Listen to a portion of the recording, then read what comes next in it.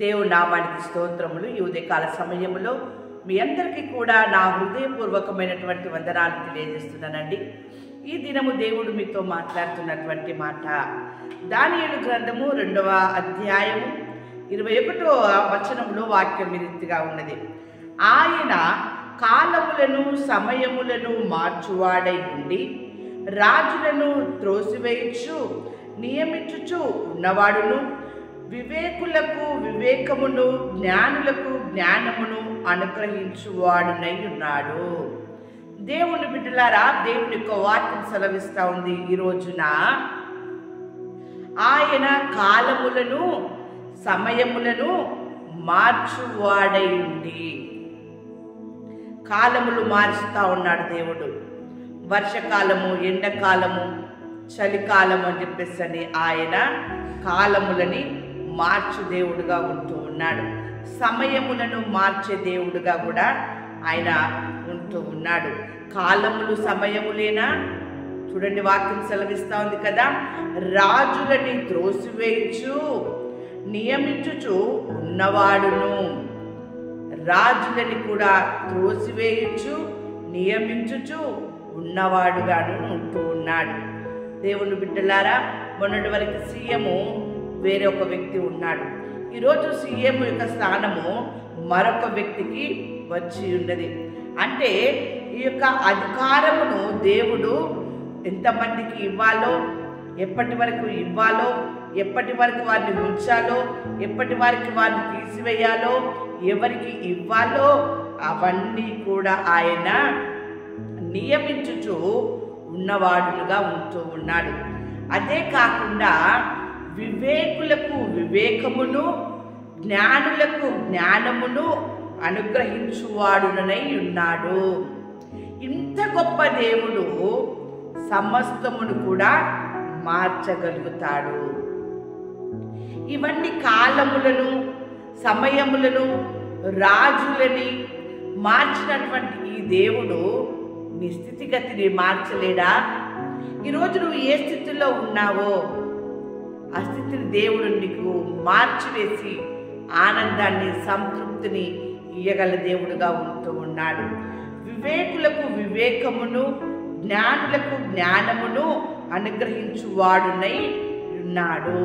దేవుని బిడ్డలారా, జ్ఞానము కొదువగా ఉన్నట్లయితే ఆయనను అడగండి. జ్ఞానిగా ఉన్నప్పుడు జ్ఞానము కలిగినటువంటి మాటల్ని పలుకుటకు వారు ఇష్టపడతారు. జ్ఞానము కలిగినటువంటి స్థితి కలిగినటువంటి వ్యక్తి జ్ఞానిగా ఆలోచన చేసి ముందడుగు వేస్తూ ఉంటారు.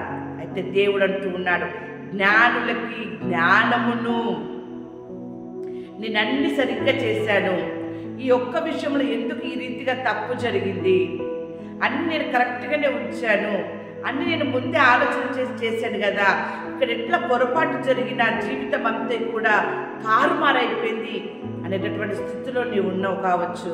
కానీ దేవుడు ఈరోజు నీతో మాట్లాడుతూ ఉన్నాడు. కాలములను సమయములను రాజులను మార్చే దేవుడు నీ జీవితాన్ని కూడా మరొక స్థితిలోనికి మార్చబోతూ ఉన్నాడు.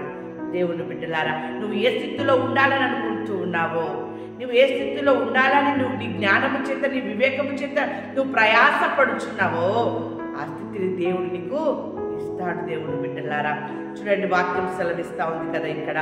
దానియేలు 2వ అధ్యాయం 20వ వచనములో ఎట్లనగా, దేవుడు జ్ఞాన బలము కలవాడు, యుగములన్నింటను దేవుని నామము స్తుతి నొందునుగాక.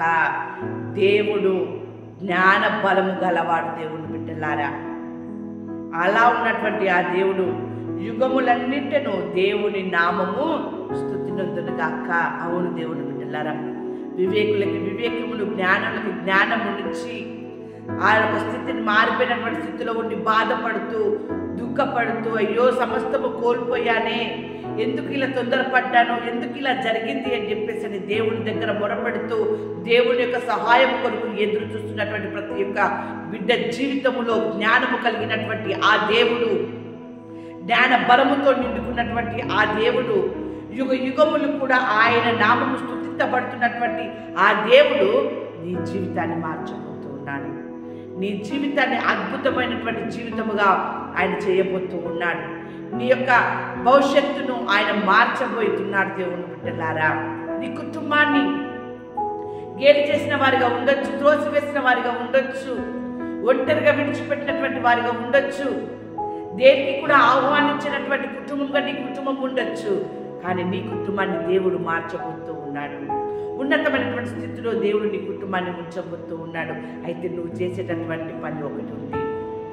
చూడండి దేవుని బిడ్డలారా, దేవుడు ఏ మాట సెలవిస్తున్నాడో. ఇర్మియా గ్రంథం 31వ అధ్యాయం 22వ వచనంలో వాక్యం ఈ రీతిగా ఉంది. నీవు ఎన్నాళ్ళు ఇటు అటు తిరుగులాడుదువు, విశ్వాసఘాతకురాలా, యెహోవా నీ దేశములో నూతనమైన కార్యము జరిగించుచున్నాడు. అవును దేవుని బిడ్డలారా, దేవుని నమ్ముకొని ఉన్నావు, కానీ దేవుని యందు నమ్మకము నీలో లేదు.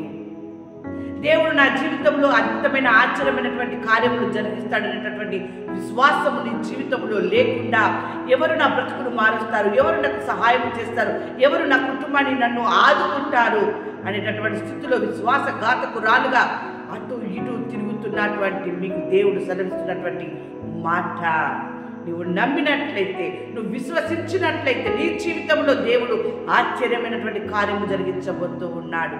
ఆయన ఆశ్చర్యకరుడు, ఆయన ఆలోచనకర్త, జ్ఞానమైనటువంటి బలము కలిగిన దేవుడుగా ఉంటూ ఉన్నాడు. దేవుడు బిడ్డలారా, నిత్యుడగు దేవుడుగా ఉంటూ ఉన్నాడు ఆయన.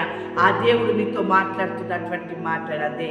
విశ్వాసఘాతకురాలా, యెహోవా నీ దేశములో నూతనమైన కార్యమును జరిగించుచున్నాడు.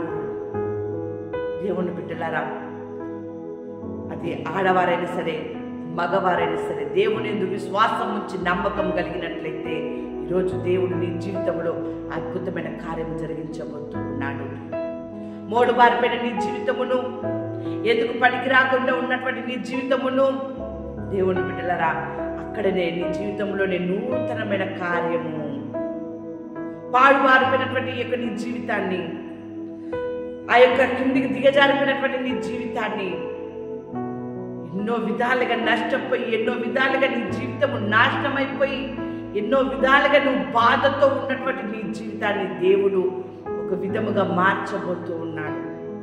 ఒక విధమైనటువంటి స్థితిని, ఒక గొప్ప అద్భుతమును, ఒక నూతనమైన కార్యమును ఆయన ఈరోజు నీ జీవితములో, నీ కుటుంబములో, నువ్వు ఎవరి జీవితంలో నీ కార్యం జరిగించాలని, దేవుడు కార్యం చేయాలని ఎదురు చూస్తూ ఉన్నావో అది జరగడానికి స్టార్ట్ అయింది. దేవుడు బిడ్డలారా, అది జరుగుతుంది అని చెప్పి దేవుడు మాట్లాడుతూ ఉన్నాడు.